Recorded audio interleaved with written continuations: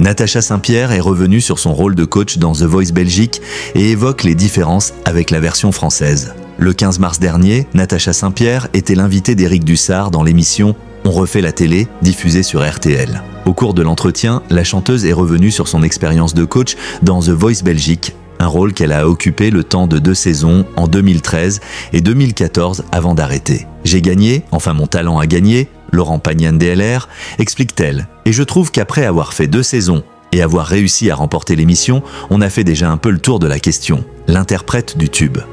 Tu trouveras explique également que les allers-retours entre la France et la Belgique devenaient compliqués à gérer, d'autant plus que le rôle de coach en Belgique demande davantage d'investissement.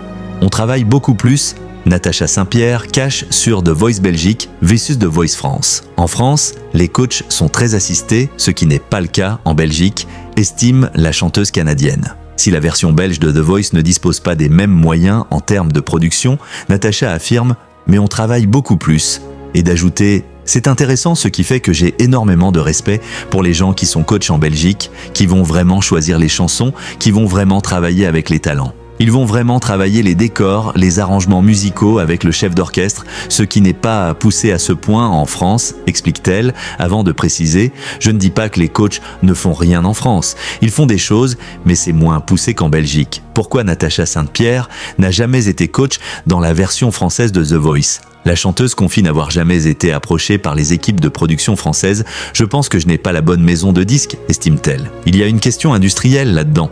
Mais je ne crois pas avoir la vérité absolue. Mais c'est l'impression que j'ai. » Natacha affirme ne pas être contre l'idée de renouveler l'expérience en France, mais je préférerais The Voice Kids, souligne-t-elle.